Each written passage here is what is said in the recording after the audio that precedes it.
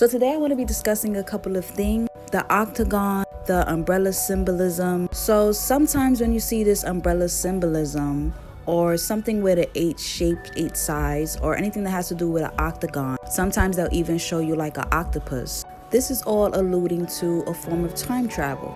Now, usually when we see this type of symbolism, it's accompanied by some type of cognitive science. Now, I recently watched the movie Everything, Everywhere, All at Once, and I knew once he pulled out this umbrella, it was going to be about some type of mental time travel, right? Even in the last episodes of Atlanta, it left viewers wondering if Darius was living in some type of alternate reality. Another thing that I noticed about that episode was the sleep deprivation tank. I meant sensory deprivation tanks, not sleep deprivation. But sensory deprivation tanks or isolation tanks was invented by this man, John C. Lilly. Now, he was a pretty interesting man. He was also working on interspecies communication. I may make another video about that. So he invented this tank around the 1950s, and he was attempting to isolate the mind from the body, right? He had his own experience in the deprivation tanks. And I was reading on one of his experience, and he even said he kind of encountered other dimensional species, and they had a conversation. But the mainstream use of these tanks are some form of meditation to soothe or take you away from your daily troubles, anxieties. There's different facilities around the city who have their own isolation tank. And it's basically supposed to be some type of therapy, right? It's supposed to be therapeutic. But that Atlanta episode and everything made me go back to Stranger Things. And, when they put 11 and basically this isolation tank. And the octopus symbolism, also the umbrella symbolism, leads to the electrodes that they put on your head when they're trying to measure brain waves on a EEG machine. Now, even in the movie Everything, Everywhere, All at Once, the man on the left, I think he was called like Alpha Wang, something like that. But how he was traveling through the dimensions, he had on one of these EEG electrode helmets on.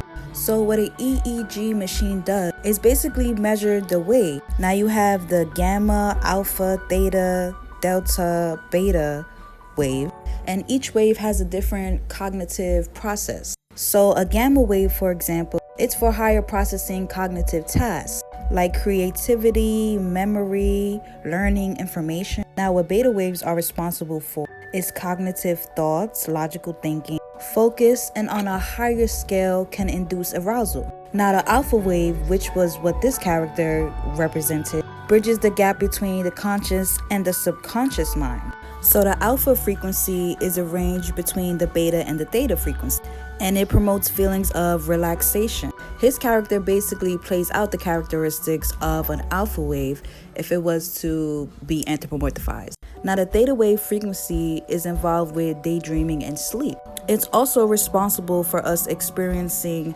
and feeling deep and raw emotion. Now the slowest brain wave frequency is the delta. And the delta wave frequency is mostly found in infants and younger children. As we age, we kind of produce less of the delta wave. They help with the unconscious bodily functions such as regulating your heartbeat and digestion. And they're also associated with the deepest levels of relaxation, restoration, and healing sleep. Now you can also think of like the different fraternities that they have. They have like the alpha, theta, beta fraternities, and these are all symbolic of brainwave frequencies. Now another film that came to mind was The Butterfly Effect.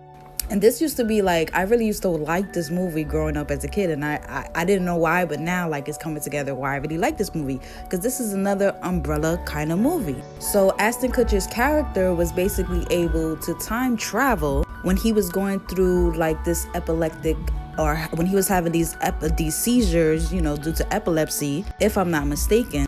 But he would go into these seizures and basically he would end up at a different point in time. He even would use his journals to aid him in traveling to a specific point in time. So he was mentally time traveling through memories, things that had a big emotional impact on him growing up. And he will always wake up with like these nosebleeds every time he traveled to like this new time and space. And it also had me thinking of the show The OA, and how she was basically how she had these dreams growing up as a kid. And I think that she would wake up with a nosebleed as well. And she was basically, seeing future events. So she was also mentally time traveling. So this had me thinking that these epilepsies or these seizures have something to do with out-of-body experiences, kind of similar to astral traveling. So I proposed a question to myself: are these people having some type of like quantum travel when they're having these seizures? What are they experiencing, if they are even experiencing anything when they're going into a seizure? And it also made me think of like quantum leaping or quantum jumping or quantum immortality. Like when you transcend, you just jump to another time frame. So a couple of the symptoms of epilepsy was temporary confusion, staring spells, uncontrollable jerking movement. And they even say you may have this feeling of deja vu. So I came across this article. It talked about if they ever experienced time travel during like a seizure. So I came across this article when I typed in the question, has anyone ever experienced time travel during a seizure, right?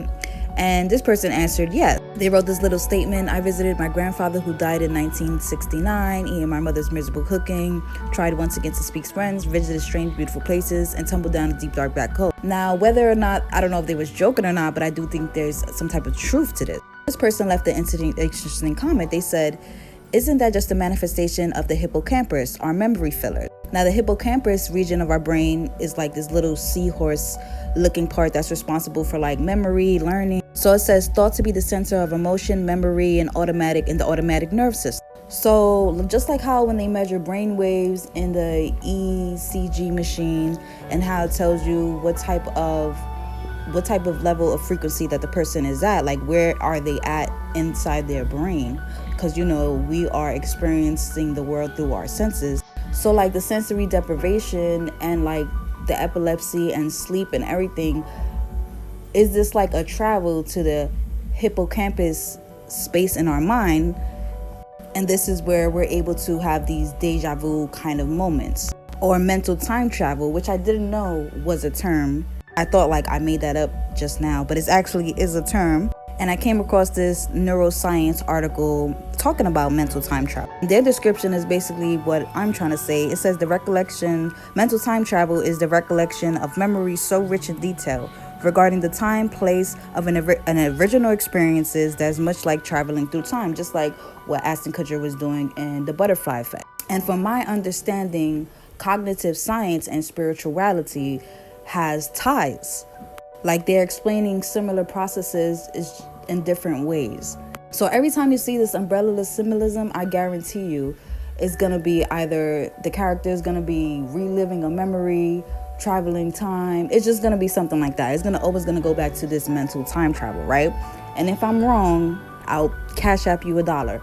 But I'm sure that every time you see the umbrella, anytime you see the umbrella in any type of show, commercial, whatever, it's gonna be talking about or it's gonna have some scenes to some type of mental time travel. So this was one of my weekly observations. I was gonna talk about this days ago, and I had like way more stuff to say, but I didn't write it down.